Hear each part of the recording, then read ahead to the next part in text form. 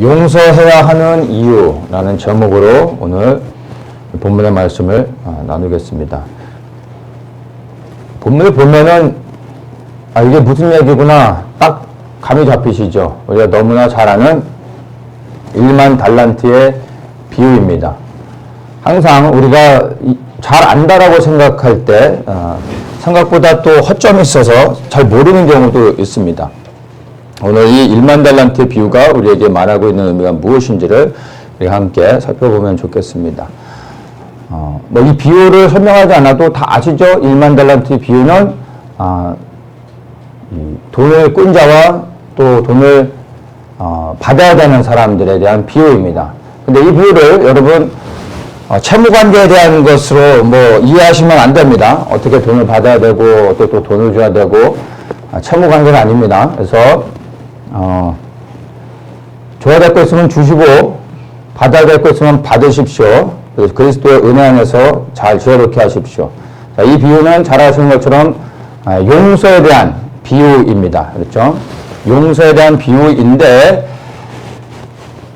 이 비유를 그냥 단순히 용서에 대한 비유로서만 여러분들이 생각하고 있다면 사실은 틀린 겁니다. 100점을 줄 수는 없습니다. 이 비유의 본질적인 의도는 즉 1만 달란트의 비유를 통해서 용서에 대한 것을 말씀하시지만 진정으로 이 용서에 대한 것을 이렇게 말씀하시는 근본적인 이유는 용서에 있지 않습니다. 이것은 천국에 대한 비유입니다. 그래서 여러분들이 단순히 용서하는 것에 대해서만 묵상하고 생각하고 적용하려고 해서는 안 되고 이 용서와 천국에 대한 것들을 연결해서 이 비유를 봐야 여러분들이 이 비유 안에서 주님이 말씀하시고자 하는 본질적인 것을 발견하게 되는 겁니다. 그래서 용서는 우리가 성숙한 그리스도인들이 되기 위해서 어떤 보다 더 고차원적인 신앙생활을 위해 필요한 하나의 덕목이 아니라 이것은 천국에 들어가기 위한 필수 조건이라는 겁니다. 여기 있는 분들 중에 천국에 들어가는 거 불쾌하신 분 없죠? 여기 천국에 가고 싶으시다면 여러분 이 용서에 대한 부분을 우리가 천국에 입성하는 것과 연결해서 보아야 한다는 것입니다. 비유에 대한 것들을 먼저 한번 다 알지만 잠깐 좀 한번 정리를 해보도록 하겠습니다. 어떤 왕이 있는데 왕이 이제 그 종들과 돈을 계산할 날이 됐습니다. 돈을 빌려주고 꺼주고 하다 보면 어느 날 반드시 돈을 계산해야 되는 날이 오는 것이죠. 우리에게도 이 날이 오는 겁니다. 그런데 이제 이 왕에게 그 돈을 꾼 어떤 한 사람이 있었는데 1만 달란트를 빚졌습니다. 그래서 이걸 갚으라고 했더니 갚을 형편이 안 되는 거야. 그래서 너와 너 아내와 너의 자식들을 다 팔고 갚아라. 그래도 안 되면 갚을 때까지 오게 가두게 하는 그런 이제 벌을 내립니다. 그랬더니 이 사람이 왕에게 간절히 부탁할 때 왕의 마음이 움직여져서 불쌍히 여겨서 1만 달란트를 탕감해 줍니다. 그래서 이 종이 너무나 기쁨 가운데 이제 빚을 탕감받고 돌아가다가 자기한테 100데나리온 빚진 동료를 만납니다. 멱살을 잡고 돈을 갚으라고 하는데 이 사람이 갚을 테니까 조금만 시간을 달라고 합니다. 근데 지금 당장 갚지 않으면 놓아주지 않겠다 하면서 이제 감옥에 들어가게 만들어 버립니다. 근데 이 소식을 들은 왕이 분노하면서 그 종을 다시 부릅니다. 그리고 내가 너를 불쌍히 여겼는데 너는 왜 너의 동료를 불쌍히 여기지 않느냐? 너도 빚을 다 갚을 때까지 감옥에 들어가라. 이렇게 말하는 것이 이 1만 달란트의 비유의 내용입니다. 그러면 우리가 그 달란트에 대한 그 가치를 조금 한번 생각해 볼 필요가 있을 것 같습니다. 한 달란트가 6천 데나리온입니다. 그런데 이 데나리온의 가치가 어떠냐면 당시에 노동자의 하루 품삯이 한 데나리온이었습니다. 한 달란트가 아니라 한 데나리온. 하루 일을 해서 받는 일당이 한 데나리온이었던 겁니다. 그러면은 6천 데나리온이라고 하면은 쉽게 얘기하면은 6천 일을 해야 되는 겁니다. 계산하면 16년이라고 합니다. 제가 계산은 안 했습니다. 저는 이게 계산이 안 되기 때문에 16년을 쉬지 않고 일을 해야 되고 쓰지 말아야 되는 겁니다. 그래야 6천 데나리온을 모을 수 있습니다. 그게 한 달란트인 겁니다. 그러니까 이 달란트의 가치가 굉장히 높다는 것을 알 수가 있는 거죠. 근데 이 종이 한 달란트를 꾼 것이 아니라 10달란트도 아니고요, 100달란트도 아니고 1000달란트도 아니고 10,000달란트를 꿨다는 겁니다. 이 10,000달란트의 가치를 오늘날 최소한으로 평가해도 여러분 억 단위가 아니라 조 단위로 넘어갑니다. 조. 여기는 우리가 일평생 최선을 다해서 합심해서 함께 빚을 져도 우리는 조라는 단위를 빚을 질 수 없습니다. 맞습니까? 자신 있습니까? 이 조라는 단위를 빚을 질 수 있겠습니까? 여기는 우리가 지금 남은 시간들을 정말 최선을 다해서 빚을 아무리 많이 합력해서 빚을 져도 조라는 단위를 만들 수 없습니다. 근데 이 종이 이러한 어마어마한 단위의 돈을 빚을 진 겁니다. 그러니까 이 비유는 사실은 어떻게 보면 말도 안 되는 너무 터무니없는 비유를 하시는 겁니다. 예수님이. 오버하시는 거죠. 네, 오버하시는 게 아니라 이 종이 이렇게 10,000달란트의 빚을 졌다라고 의도적으로 너무나 오버해서 예수님이 말씀하시는 것은 이 10,000달란트의 빚은 인간이 절대 갚을 수 없는, 해결할 수 없는 그러한 가치라는 것입니다. 그런데 이러한 것을 탕감을 받았다는 겁니다. 그래서 그냥 주머니에서 몇 푼 꺼낼 수 있는 그러한 액수, 여러분들의 어카운트에 들어가 있는 그 정도의 액수를 탕감해 주는 것이 아니라는 것을 여러분들이 이해하셔야 되는 겁니다. 그런데 왜 이것을 우리가 주목해서 봐야 되고, 그리고 이 탕감받은 빚의 가치가 어떠한지를 우리가 정확히 이해해야 하냐 하면은, 이 이야기가 비유지만 사실은 우리를 위한 말씀입니다. 아니, 우리에 대한 말씀이기 때문입니다. 여러분이 그 의미는 알 것입니다. 우리는 예수님으로부터 갚을 수 없는 빚을 탕감해 받은 사람들입니다. 우리는 예수님으로부터 절대 용서받으면 안 되는, 용서받을 수 없는 죄를 용서받은 사람들이라는 것을 우리에게 강조하시는 겁니다.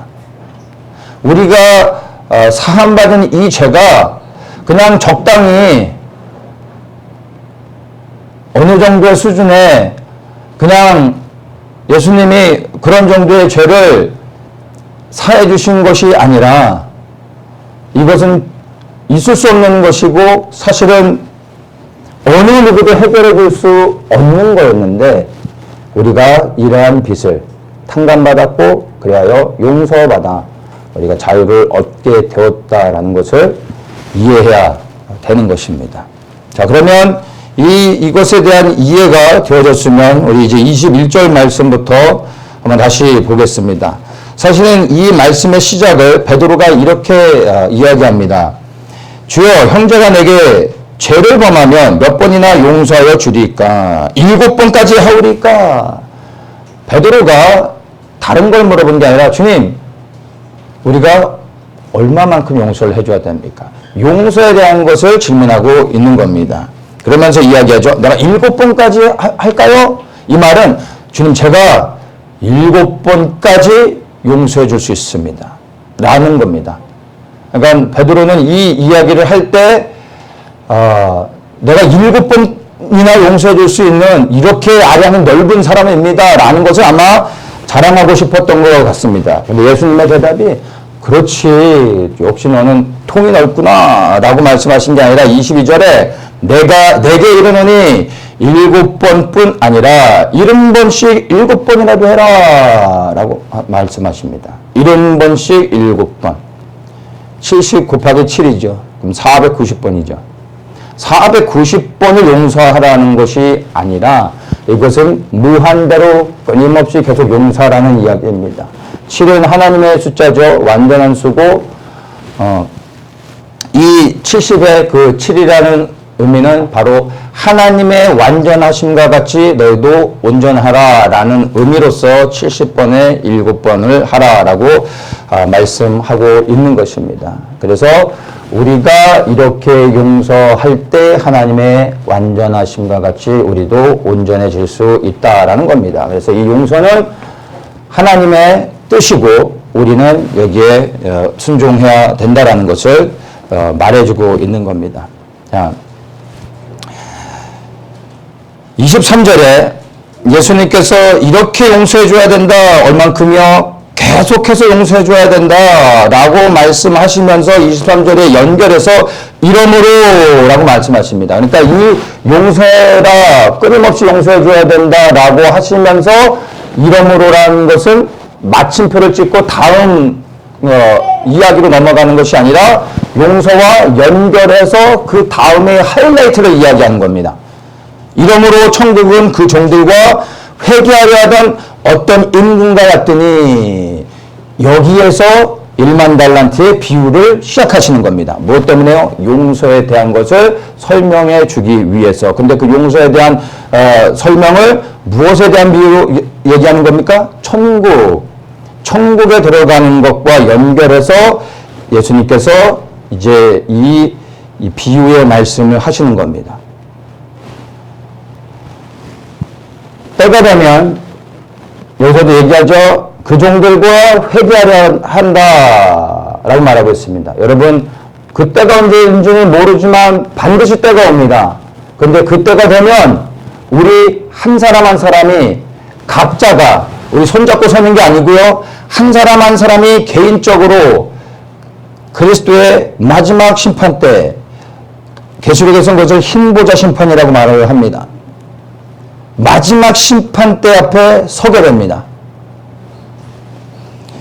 계시록 20장 12절 13절에 또 내가 보니 죽은 자들이 물은 데 손하고 그 보좌 앞에 섰는데 책들이 펴있고 또 다른 책이 펴졌으니 곧 생명책이라.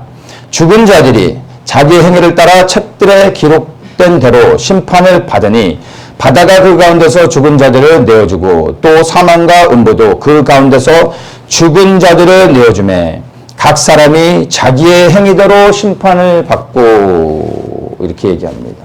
자기의 행위대로 심판을 받는 날이 오게 된다는 겁니다. 때가 되면 여러분 반드시 이 날은 옵니다. 그런데 이 자기의 행위대로 심판을 받을 때 나의 그 심판의 그 행위, 주님이 보시는 그 행위 안에 무엇이 포함된다고요? 오늘 말씀하는 용서가 이 각 사람의 행위의 심판 안에 포함되는 내용이라는 겁니다. 오늘 그것을 주목해서 말씀하고 있는 겁니다. 즉 다시 얘기하면 우리가 그렇게 바라고 원하는 그 하나님 나라 천국에 들어가기 위해서는 여러분 이 용서라는 테스트에서 우리가 반드시 통과를 해야 되는 겁니다. 그래서 용서는 천국 입성을 위한 필수적인 자격 요건이 되는 것입니다. 반드시 이 용서의 항목을 우리가 합격하여 넘어가야 그래야 천국에 들어갈 수 있다는 것입니다. 아니 천국은 믿음으로 가는 거 아닙니까? 근데 왜 용서를 해야 천국에 들어갑니까? 이렇게 물어볼 수 있습니다. 천국에 들어가기 위해 용서라는 것이 왜 중요한지를 우리가 용서에 대한 것들 나누기 전에 그것들 한번 살펴보면 좋을 것 같습니다. 용서를 받는다라는 것에 대한 성경적인 의미를 우리가 조금 한번 생각해 봐야 됩니다. 용서를 받았다는 것. 성경에서 성경의 내용 안에서 우리가 예수님께 용서를 받은 자들입니다. 그 용서를 받았다라는 의미는 다른 얘기로 하면 우리가 구원을 받았다라는 것과 동일한 의미로 사용할 수 있습니다. 맞습니까? 우리는 구원받은 자들입니다. 주님이 용서해 주셨기 때문에 우리는 구원을 받은 사람들인 것입니다. 같은 의미입니다. 아담과 하와가 하나님 앞에 범죄하여 에덴 동산에서 쫓겨났습니다. 그 쫓겨났다라는 의미가 무엇을 말해주고 있는 것입니까? 하나님과의 관계가 깨어진 것입니다. 그래서 하나님으로부터 분리되어져서 쫓겨난 것입니다. 하나님으로부터 분리되는 게 무엇입니까? 그게 영의 사망인 겁니다. 그래서 죽은 겁니다. 정령 죽으리라 했던 말씀이 임한 것이죠. 그래서 에덴 동산에서 쫓겨나는 순간 하나님과의 이 온전한 관계가 깨어져서 이제 아담과 하와의 영이 사망을 당했습니다. 그리고 이제 아담 이후로부터 모든 아담의 육신의 후손으로 이 땅에 태어난 우리 모든 사람들은 아담의 안에 있던 사망의 저주가 모든 사람들 위에 임하여진 것입니다. 그래서 우리가 죄를 져서 죄인이 된 게 아니라 죄인으로 태어났기 때문에 죄인이 되어진 것입니다. 이게 영적인 원리인 것입니다. 육적으로는 우리가 육신의 부모를 따라 태어납니다. 그리고 부모의 상황과 형편에 따라 우리가 그 형편 안에서 우리가 성장하게 되어지는 겁니다. 근데 영적인 것도 동일한 것입니다. 아담이 우리의 조상인데 그 우리의 조상이 하나님으로부터 심판을 받아 사망을 당하였기에 아담의 후손으로 태어난 모든 사람들이 우리의 의사와 상관없이 모두가 다 영의 사망을 당한 것입니다. 그래서 우리가 예수님을 믿을 때 거듭난다라고 말하죠. 하늘로부터 다시 태어나는 것. 그게 무엇입니까? 영이 다시 살아난다라는 것입니다. 영이 살아나는 건 하나님과의 교제가 다시 연결이 되어졌다라는 것을 말해주고 있는 것입니다. 로마서 5장 12절에 이러므로 한 사람으로 말미암아 죄가 세상에 들어오고 죄로 말미암아 사망이 왔나니 이와 같이 모든 사람이 죄를 지었으므로 사망이 모든 사람 위에 임하였느니라. 성경에서 너무나 분명하게 우리의 상태를 말해주고 있습니다. 예수 그리스도를 믿기 전에 우리 모든 인류의 상태, 우리의 상태를 말해주고 있는 것입니다. 그런데 너무나 감사한 것은 죄 없으신 예수님께서 우리가 감당할 수 없는, 절대로 해결할 수 없는 이 죄의 문제를 죄 없으신 예수 그리스도께서 우리를 위하여 이 땅에 오셔서 피 흘려 죽으심으로 우리의 죄를 사해 주셨습니다. 피의 생명이 있기에 오직 피만 생명을 살릴 수 있습니다. 그런데 이 땅에 어느 누구도 우리를 살릴 수 없습니다. 왜냐하면 모두가 다 더럽혀진 죄인의 피이기 때문에. 그래서 우리의 죽은 자를 살릴 수 있는 것은 죄가 없으신 분이어야만 되는 겁니다. 그래서 하나님이신 예수님이 죄 없으신 몸으로 이 땅에 육신을 입고 오셔서 피를 흘리신 것입니다. 그의 피로 인하여 우리가 죄사함을 얻게 되어진 것입니다. 즉 용서를 받게 되어졌다라는 것입니다. 로마서 10장 9절에 내가 만일 내 입으로 예수를 주로 시인하며 또 하나님께서 그를 죽은 자 가운데서 살리신 것을 내 마음에 믿으면 구원을 얻으리니. 구원을 얻을 것이다. 어떻게 해요? 예수님을 주로 시인하고 또한 하나님께서 그를 죽은 자 가운데서 다시 살리신 것을 믿으면 구원을 얻는다라고 말하고 있습니다. 우리는 이것을 믿기에 구원받은 자들인 것입니다. 그런데 여기서 말하는 이 구원을 얻는 믿음에 대해서 우리가 무엇을 전제하고 있는지를 잘 이해해야 됩니다. 많은 사람들이 사실 이것을 잘 모릅니다. 두 가지, 이 구원을 얻는 믿음 안에 전제하고 있는 두 가지의 조건이 있습니다. 첫째, 예수님이 나의 구원자라는 믿음의 고백이 있어야 되는 겁니다. 이것은 굳이 설명하지 않아도 모든 분들이 다 공감하고 알고 또 그렇게 믿는 것이라 생각을 합니다. 자, 그런데 문제는 두 번째에 있습니다. 예수님께서 나의 구원자가 되셨을 뿐만 아니라 이 로마서 10장 9절에 뭐라고 말씀하십니까? 하나님께서 예수님을 죽은 자 가운데서 다시 살리셨다라는 것을 믿어야 되는 것입니다. 이것이 우리의 믿음이 되어야 하는 것입니다.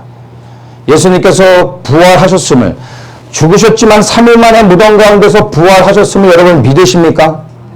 아멘. 여러분, 근데 이 죽음에서 부활하신 예수님을 믿는다라고 할 때 이 부활의 의미가 우리에게 요구하고 있는 게 있습니다. 말하고 있는 게 있는 겁니다.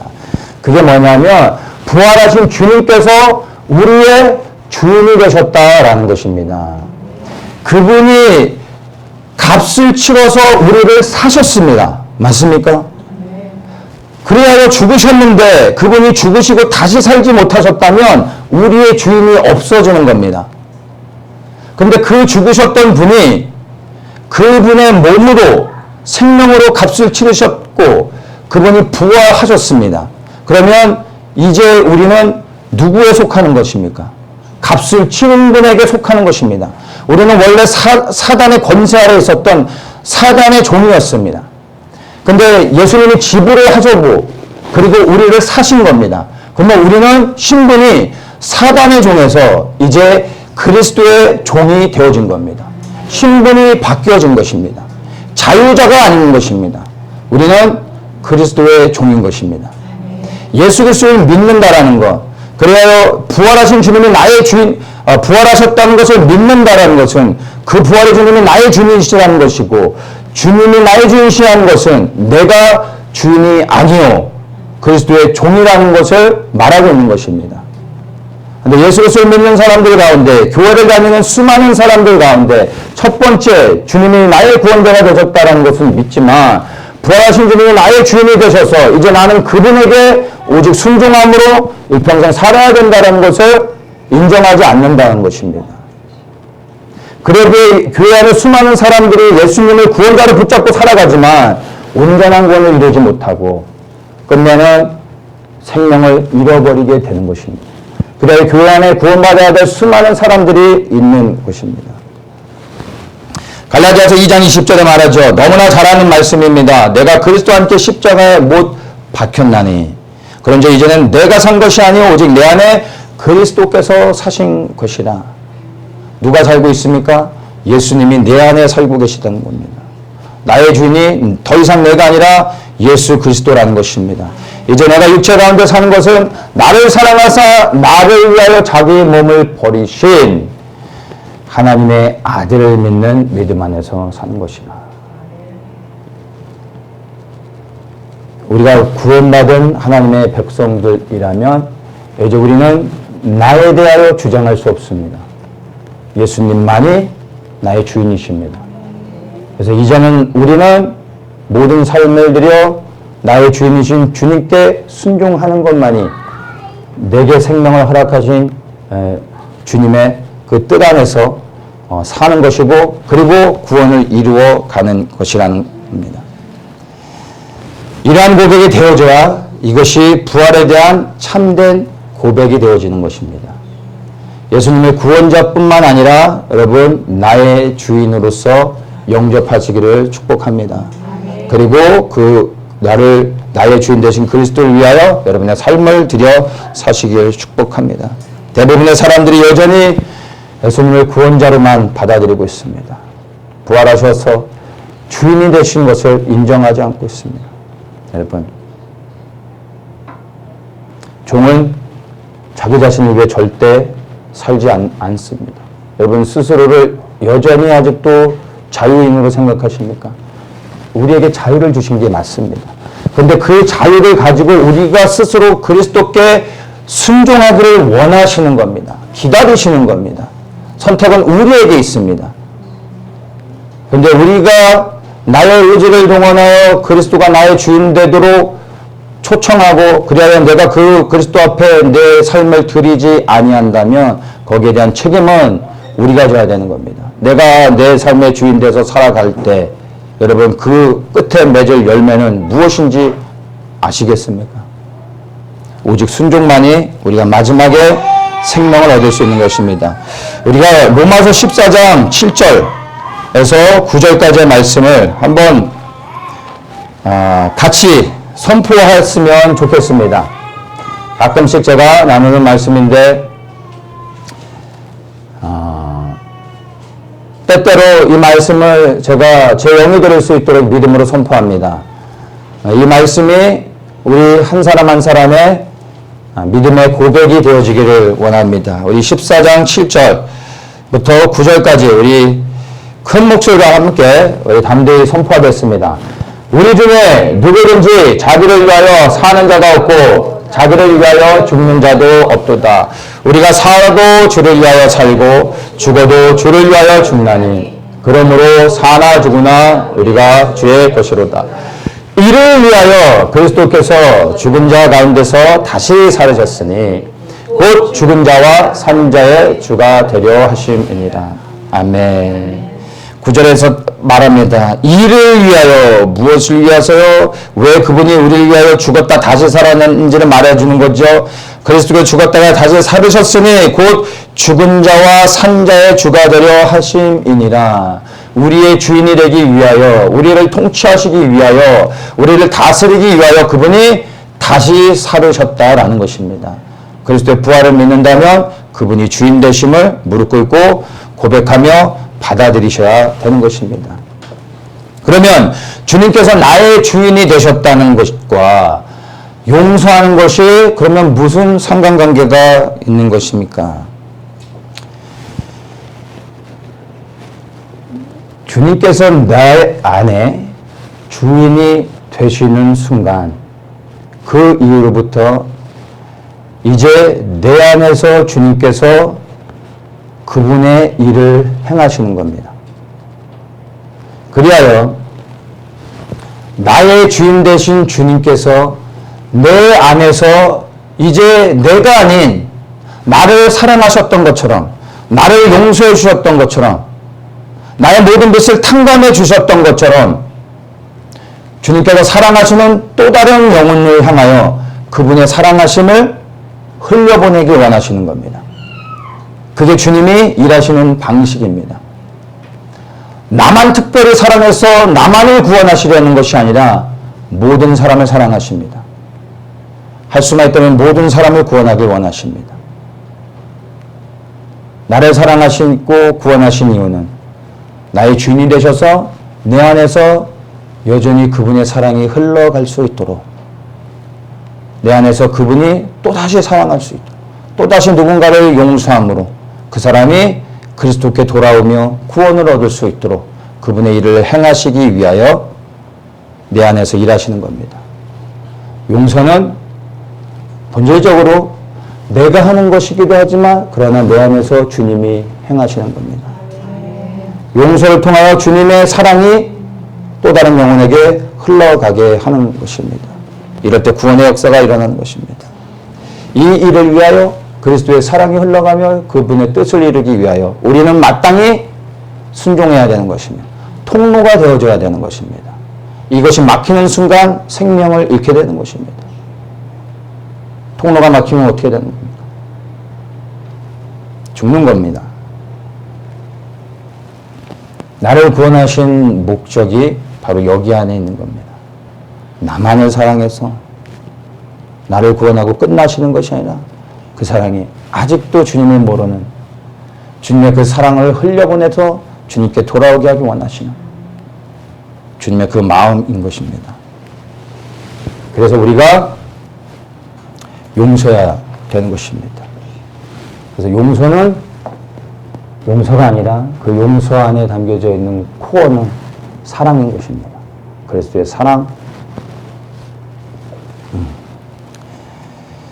33절에 이렇게 말합니다. 내가 너를 불쌍히 여김과 같이 너도 내 동간을 불쌍히 여김이 마땅치 아니하냐. 예수님 이렇게 말씀하시죠.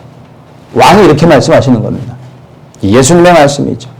내가 너를 불쌍히 여긴 것처럼 너도 내 동료를 불쌍히 여겨야 되지 않겠냐.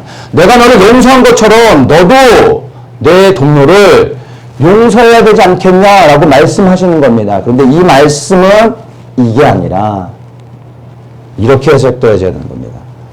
내가 너를 불쌍히 여겼던 것과 같이 내가 너의 동료를 불쌍히 여기고 있다. 내가 너를 용서했던 것처럼 내가 또 다른 사람을 용서하길 원한다. 어디에서?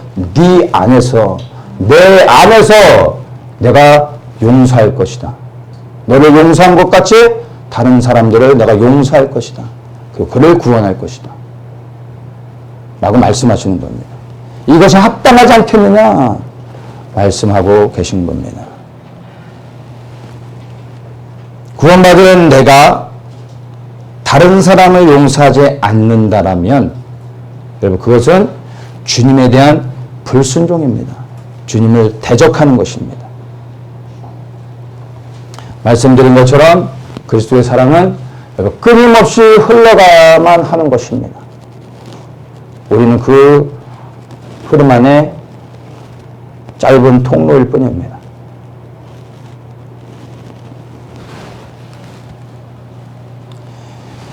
용서는 주님 안에 있는 사랑의 능력입니다. 내가 용서를 받았기 때문에 구원을 받았습니다. 그렇다면 이제는 내가 또 다른 누군가를 그리스도의 이름으로 용서함으로 주님의 사랑이 나를 통하여 흘러가게 해야 되는 것입니다. 그리고 그 주님의 사랑이 다른 영혼을 구원하는 것입니다. 여러분 이 33절의 말씀을 잘 기억하십시오. 내가 너를 불쌍히 여겼던 것처럼 내가 다른 사람도 불쌍히 여긴다. 내가 너를 구원한 것처럼 내가 다른 사람도 구원할 것이다. 라는 것입니다.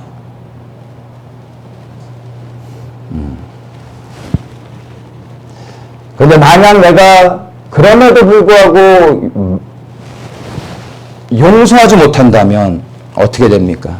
35절에 말씀하십니다. 너희가 각각 중심으로 형제를 용서하지 아니하면 내 천부께서도 너희에게 이와 같이 하시리라. 어떻게 한다고요? 용서하지 않으면 너희도 용서받지 못할 것이다. 주인이 마음을 받고 오게 가던 것처럼 우리가 용서하지 아니한다면 주님도 우리를 용서하지 않을 것입니다. 이게 하나님 아버지의 뜻이라는 것입니다. 이 아버지의 뜻이 어떠한지를 우리가 분명하게 이해를 해야 합니다. 용서하지 않으면 용서받지 못합니다. 이 말은 다시 얘기하면 우리가 순종하지 않으면 하나님의 심판을 받는다는 것입니다. 우리에게 요구하신 모든 것에 대하여 우리는 순종해야 됩니다. 그런데 우리에게 요구하신 것이 바로 용서라는 것입니다. 그래서 이 용서는 첫 번째 주님의 명령입니다.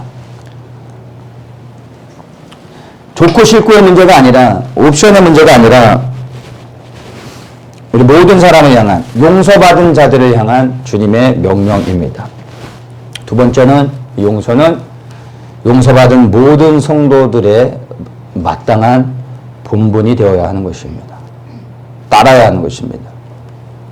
내가 절대 용서받을 수 없는 자를 용서받았다라는 것을 여러분이 깨닫는다면 그것이 온몸으로 느껴지고 그것에 대한 감사가 정말 있다면 다른 사람을 용서할 수 있습니다. 왜냐하면 우리는 1만 달란트 빚진 자이기 때문입니다.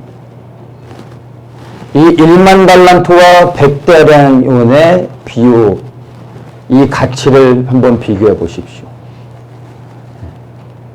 우리는 100데나리온을 빚지고 1만 달란트를 용서하라고 우리에게 주님이 요구하고 계신 게 아닙니다. 1만 달란트의 빚을 졌습니다. 근데 그 빚을 탕감받았고 이제 100데나리온의 빚을 진 자를 향하여 용서하라고 말씀하고 있는 겁니다. 그래서 정말로 우리가 받은 구원이 어떠한 것인지 어떠한 가치가 있는지를 생각한다면 우리는 용서할 수밖에 없습니다. 용서하게 되어지는 것입니다.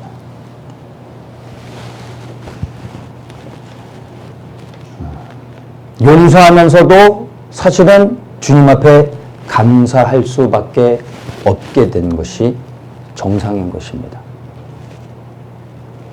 그래서 끊임없이 주님이 나를 구원하신 그 은혜와 사랑이 얼마나 큰 것인지를 여러분 날마다 묵상하셔야 됩니다. 그 은혜 안에 감사하셔야 됩니다. 이게 되어져야 용서할 수 있습니다. 용서는 여러분 나의 의지로 되지 않습니다. 결단으로 절대 되지 않습니다. 우리 안에 실제 관계 안에서 수많은 문제들이 일어나지 않습니까? 정말 용서할 수 없는 사람들이 있지 않습니까? 말씀의 의미는 알겠는데 이게 삶의 현장에서는 안 되는 경우들이 너무나 많습니다. 그래서 우리가 결단하고 또 결단한다 할지라도 용서가 되지 않는 경우가 너무나 많습니다. 그래서 이때 여러분 용서하려고 해서는 안 되고, 첫 번째는 주님의 그 은혜와 사랑을 더욱더 묵상해야 됩니다. 그 은혜와 사랑을 더욱더 깨달아야 되는 겁니다. 내가 깨달아 아는 만큼, 그 은혜가 깊어지는 만큼, 그래야 주님 앞에 감사하는 만큼 내가 다른 사람을 용서할 수 있게 되어집니다. 주님이 나를 구원하신 것을 경홀히 여기는 자들, 가볍게 여긴다면 어찌 다른 사람을 용서할 수 있겠습니까? 그 은혜가 얼마나 큰지를 안다면 우리는 입을 다물 수밖에 없는 겁니다. 감사할 수밖에 없는 것입니다. 그래서 첫째, 용서를 위해서는 여러분 용서를 결단해서 되는 게 아닙니다. 주님이 얼마나 내게 은혜와 사랑을 부어주셨는지를 더욱더 묵상하십시오. 주의 은혜 안에 잠기십시오. 그 은혜에서 감사하십시오. 이게 돼야 되는 겁니다. 그리고 이제 내 믿음의 고백과 결단이 필요합니다. 이것이 반드시 포함이 되어져야 됩니다. 주님이 그냥 마음을 주시는 게 아닙니다. 내가 마음을 정해야 됩니다. 뜻을 정해야 됩니다. 용서하기로. 왜냐하면 내가 용서를 받았기 때문에. 주님, 제게 용서할 수 있는 마음을 주십시오. 내게는 누구를 용서할 수 있는 마음이 없습니다. 그런 능력이 내게는 없음을 고백하십시오. 그래 도움을 구하십시오. 마음을 정합니다. 용서할 수 있는 마음을 주십시오. 주님께 도움을 구하십시오. 주님이 여러분에게 누군가를 용서할 수 있는 힘을 주십니다. 그 용서할 수 있는 힘은 그리스도의 사랑으로부터 오는 것입니다. 그런데 우리가 용서해야 하는 또 다른 중요한 이유가 있습니다. 내가 용서하지 않는다면 사단이 합법적으로 내 안에 들어와서 나를 주장할 수 있습니다. 나를 컨트롤할 수 있게 됩니다. 법적인 권리를 내어주게 되는 것입니다. 예수님을 믿는 수많은 사람들이, 구원받은 사람들이, 예수님을 사랑하는 사람들이 생각보다 정말로 많이 이 용서의 문제에 걸려져 있습니다.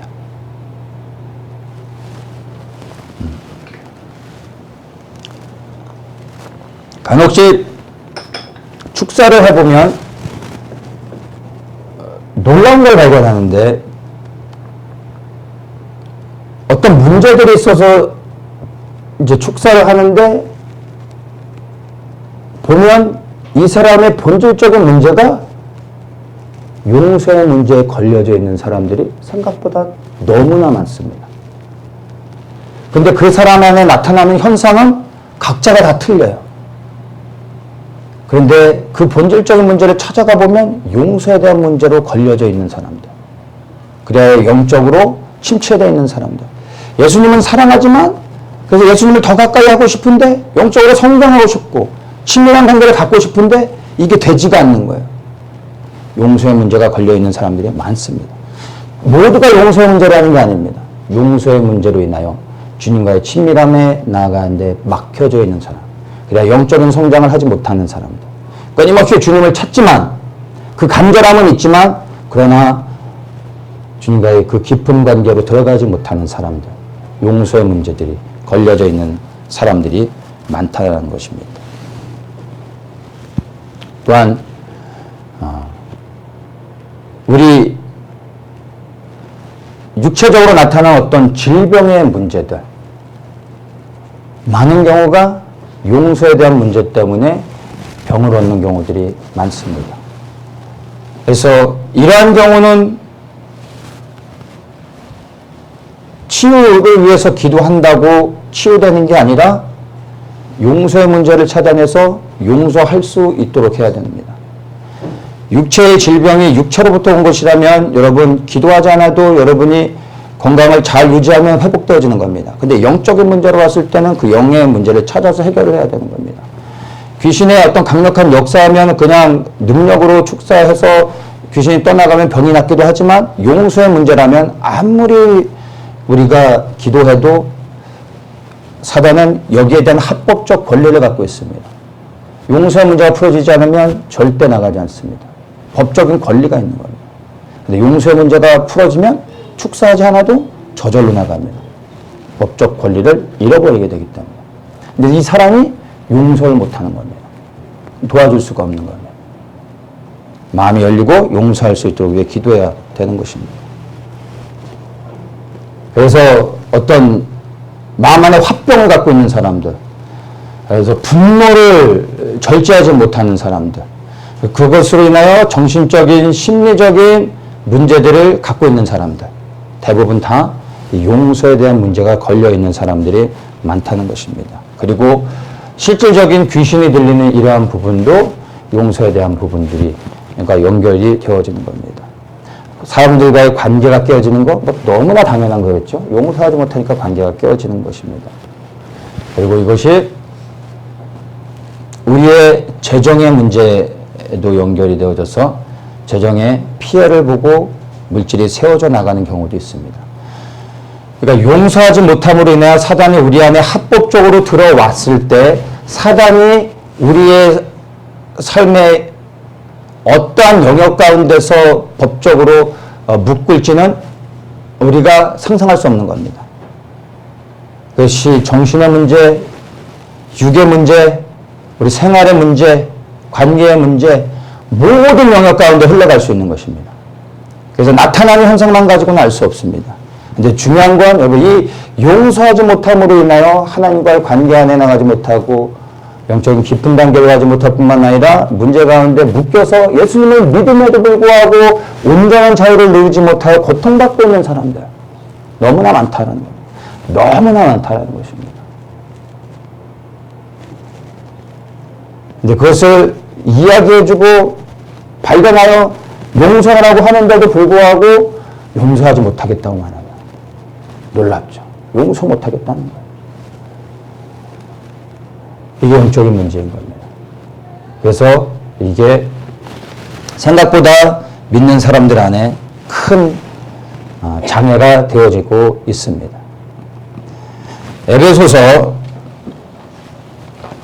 4장 30절을 한번 보겠습니다. 하나님의 성령을 근심하게 하지 말라. 그 안에서 너희가 구속의 날까지 인치심을 받았느니라. 너희는 모든 악독과 노함과 분냄과 떠드는 것과 해방하는 것을 모든 악의와 함께 버리고 서로 인자하게 하며 불쌍히 여기며 서로 용서하기를 하나님이 그리스도 안에서 너희를 용서하심과 같이 하라. 우리를 용서하신 조건이 뭐예요? 서로 용서하기를 하나님이 그리스도 안에서 너희를 용서하신 것 같이 내가 용서했으니 너희도 용서하라 라고 말씀하고 있는 것입니다.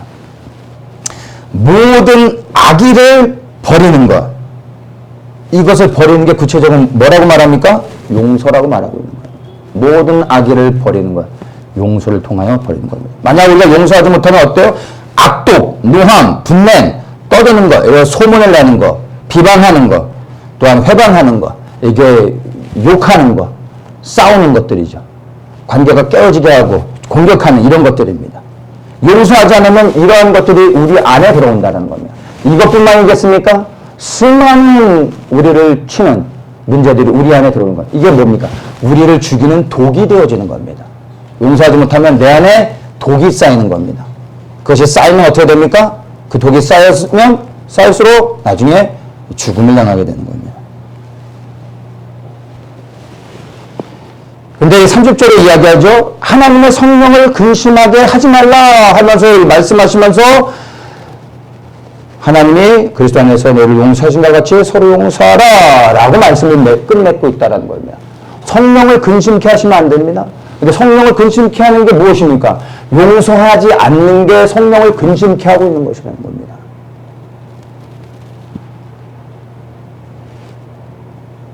얼마나 우리가 성령을 근심케 했는지를 돌아보시기 바랍니다.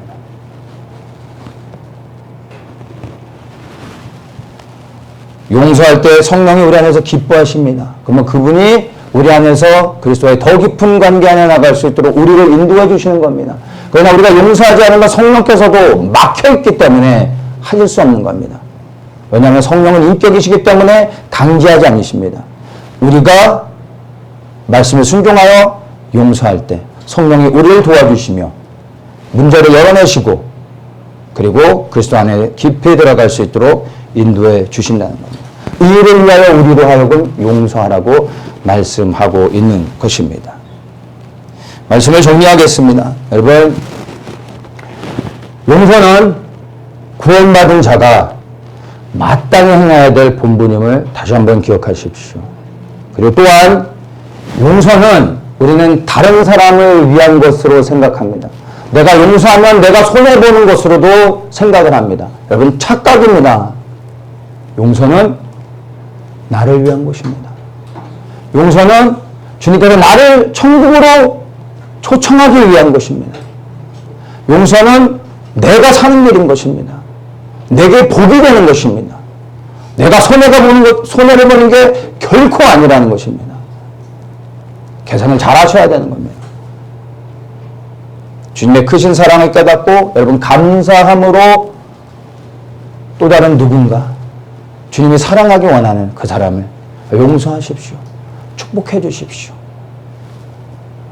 그래야 주님의 사랑이 그 영혼에게 흘러가게 하십시오.